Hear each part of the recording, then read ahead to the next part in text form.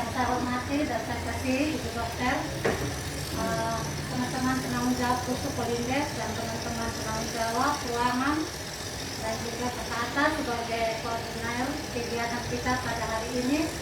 Pertama-tama kita bersyukur kepada Tuhan karena hingga detik ini kita masih diberi kesempatan tetap sehat dan kita akan sehat terus hingga sampai selama-lamanya. Amin. Baik. Adapun tujuan dari kegiatan kita pada hari ini mereview kembali skill kita sebagai bidan. Karena memang kita di puskesmas ini lebih mengutamakan promotif dan preventif. Tujuannya adalah kita hanya untuk menekan angka kematian bayi dan angka kasus bayi dengan respi. Oleh sebab itu, saya sangat berharap kita sama-sama mengikutinya, mulai dari materi hingga pada saat kita praktek. Dan kita dalam proses praktek itu kita akan praktek satu demi satu. Kita ucapkan terima kasih ke Ibu Dokter dan Kakak Ata yang sudah mengkoordinir ini, dan terima kasih kepada teman-teman semua yang sudah hadir di ruangan ini. Kita akan mendengarkan masuk langsung ke acara intinya, materi apeksia dan resusitasi neonatus oleh Ibu Dokter. Kepada Ibu Dokter, Kak Linca hubungi saya untuk minta untuk membawakan tentang resusitasi neonatus. Resusitasi neonatus ini kan kita harus tahu dulu kenapa kita harus melakukan resusitasi. Jadi kalau tidak ada dasar yang kita tahu untuk melakukan resusitasi, nanti semua bayi kita bisa melakukan resusitasi. Jadi kita harus tahu dulu kapan harus melakukan resusitasi. Jadi kita mulai dengan biasanya pada pasien-pasien atau bayi-bayi baru lahir itu perlu dilakukan resusitasi pada bayi-bayi yang aspeksia. Nah, aspeksia itu apa? Aspeksia itu kegagalan bernafas secara spontan dan teratur segera setelah si bayinya itu lahir. Kita akan belajar tentang fisiologi dulu. Fisiologi ini adalah sesuatu yang alami yang terjadi dengan sendirinya. Kalau fisiologi itu sesuatu yang bermasalah. Jadi kita belajar dulu tentang fisiologinya, sesuatu yang alami yang terjadi pada saat sebelum bayi lahir. Jadi sebelum bayi lahir itu dia memperoleh oksigen itu dari si plasenta yang saya bilang tadi. Otomatis paru-paru dari janin ini kan dia tidak bisa berfungsi kan, karena dia mendapatnya dari plasenta. Kalau kita yang seperti biasa ini, kita bernafas menggunakan paru-paru. Di situ pertukaran oksigennya ada. Nah, tapi pada janin dia dapatnya dari si plasenta. Kalau plasenta dia dapatnya menghubungkan di ductus. Jadi tidak sama kayak kita yang pada saat sudah lahir seperti itu. Jadi dia masih dapatnya aliran darahnya melalui kimia, baru masuk ke paru-paru. Kalau kita yang biasa, kita yang sudah kehidupan normal kita, berarti kita mendapatnya dari sini. Jadi ada pertukaran di sini. Nah, segera setelah lahir, pada saat lahir, bayi itu kan merasa bahwa dunia luar itu dunia yang asing. Dari plasenta, pada saat lahir, plasenta dipotong, iya kan? Pada saat dipotong, maka dia bergantung pada paru-parunya sendiri untuk usaha bernafas. Jadi pada saat dia masih dalam kandungan sebagai janin, itu alveoli itu adalah struktur terkecil yang biasa kita lihat kalau gambaran paru-paru ada bola-bola kecil itu masih berisi cairan semua. Pada saat dia masih di janin, pada saat dia keluar, dia harus berusaha untuk bernafas supaya menekan cairan itu sehingga diserap oleh jaringan paru-paru supaya ke seluruh tubuh. Jadi di sini Bapak, ini fisiologinya ya, yang seharusnya. Jadi dia akan diserap, terus alveolinya ini pada saat dia menekan cairan makin keluar, otomatis dia akan terjadi pertukaran. Jadi akan masuk si udara itu ke dalam si alveoli sehingga pertukarannya seperti biasa kita bernafas dengan baik. Itu biasa ditandai dengan nanti bayi ini kulit dari bayi, badan dari bayi itu biasa penyerahan. Bagaimana dengan keadaan yang abnormal atau keadaan yang aspeksia? Pada keadaan yang aspeksia, otomatis bayi akan kesulitan di masa transisinya. Jadi pada saat dia keluar, dia mengalami aspeksia, otomatis dia tidak bisa bernafas dengan baik, iya kan? Tidak bisa bernafas dengan baik, makanya biasa ditandai dengan kebiruan atau nafasnya ngap-ngap. Nah, itu dia tidak bisa melakukan usaha untuk menghirup udara karena banyaknya tumpukan cairan, sehingga arteri pulmonal, arteri yang tadi saya jelaskan tadi itu, yang tutup seperti kita yang biasa ini, itu dia akan tetap diam, akan tetap kontriksi, akan tetap menyempit, sehingga alveoli yang tadi berisi cairan itu dia tidak bisa mengembang. Dia tidak, oksigennya berkurang terus menerus, sudah tidak tahu nih mau kompensasi ambil dari mana lagi. Itu oksigen untuk ke otak dan juga ke jantung. Akhirnya bisa menyebabkan gangguan pada seluruh organ tubuh. Kayak gitu. Jadi bisa menyebabkan sampai kematian. Jadi ada kerusakan di dalam organ tubuhnya dan bisa menyebabkan kematian pada si janin. Nah, itu yang biasa kita tandai dengan kita biasa perhatikan kan Apgarnya, tonus ototnya, depresi napasnya, bradikardia atau tidak, tekanan darahnya menurun dan juga tanpa usia itu kegagalan bernafas secara spontan dan teratur pada saat lahir atau beberapa saat setelah lahir. Kadang dia lahir dia bagus-bagus saja nih menangis kayak gitu. Tapi nanti beberapa saat kemudian kok bayinya biru kayak gitu. Itu juga bisa artinya jadi bukan hanya pas saat dia lahir saja, tapi pada saat bagaimana cara kita menangani dia pada saat dia baru lahir. Gitu. Jadi keadaan ini biasa disertai dengan hipoksia, jadi dia kekurangan oksigen di dalam sel dan juga jaringan, makanya sampai asfiksia atau hiperkapnia. Harusnya ada pertukaran antara O2 dengan CO2 kan, tapi tidak ada.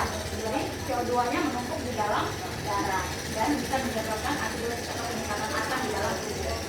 Nah, hal ini dapat disebabkan oleh hipoksia janin dalam uterus atau hipoksia yang berhubungan dengan faktor-faktor yang ditimbulkan baik secara kehamilan, persalinan ataupun setelah bayi lahir. Jadi secara etiologi dia itu melalui beberapa faktor. Bisa dari ibunya sendiri, bisa dari plasenta, bisa dari neonatus atau pada saat jalan lahir.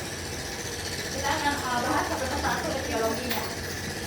Etiologi dari faktor ibu. Kalau dari faktor ibu itu kan biasanya, bukan biasanya, tapi paling bagus itu kehamilan di usia 20 sampai 35 tahun. Yang lebih dari itu ataupun yang di bawah itu juga bisa bermasalah. Atau bisa karena hipoksia dari ibu karena penggunaan analgetik atau anestesi yang berlebihan pada saat mau melakukan persalinan. Dan juga yang karena SC.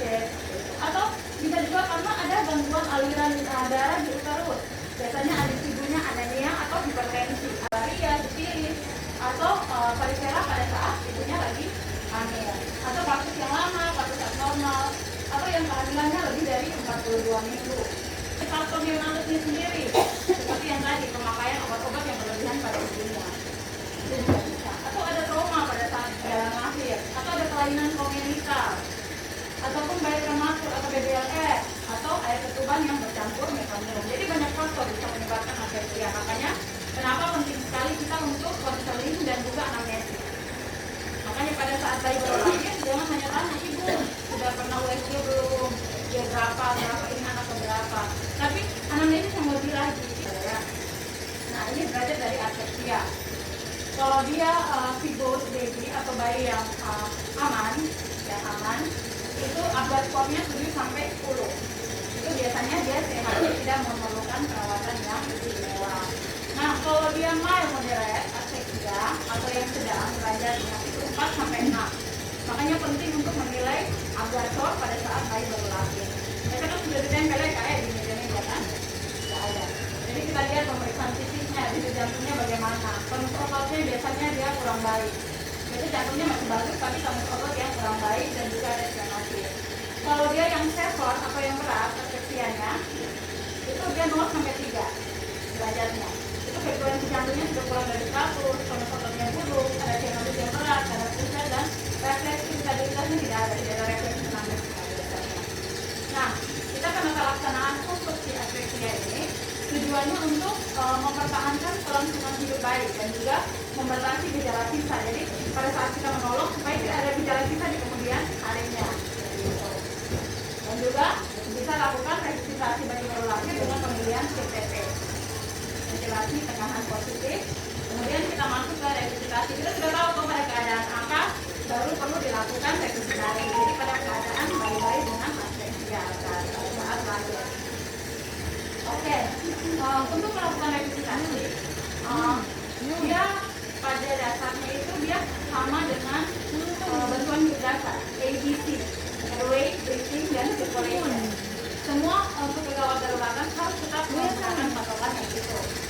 Jadi untuk resusitasi ini pada dasarnya kita mau memberikan lingkungan yang baik pada bayi dan mengusahakan saluran napasnya itu tetap bebas serta merangsang timbulnya pernapasan agar oksigen dan CO2 itu pertukarannya bagus.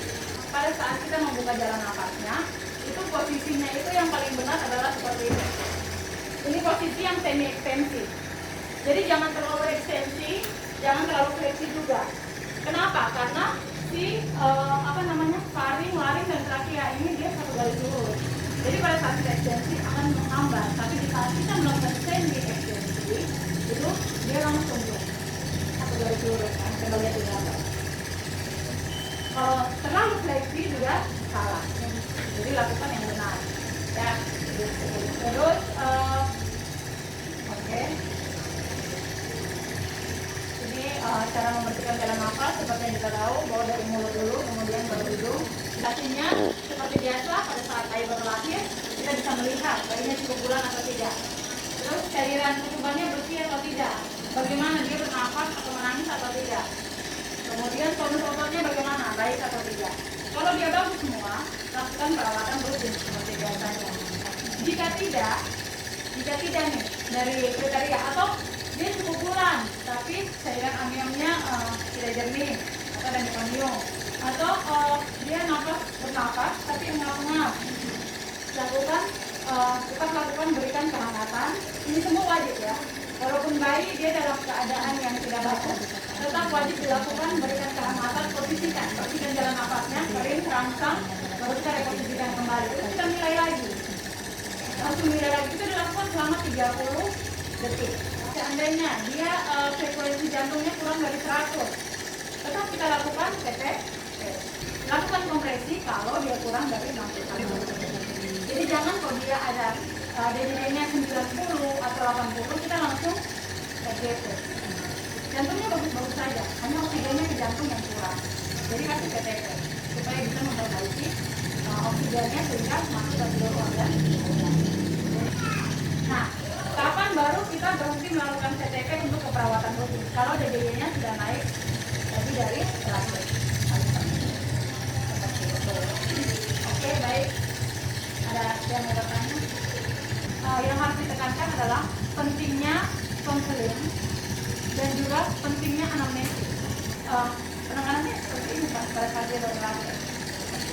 Mungkin tertentu pada saat praktek itulah yang kita Nanti kita kasih beberapa kasus. Oke. Coba praktek dengan tim. Jadi setiap yang jaga dia dengan tim dulu, nanti baru di sensor satu lagi untuk jadi jaga. Jadi pada prinsipnya adalah anamnesis itu sangat penting.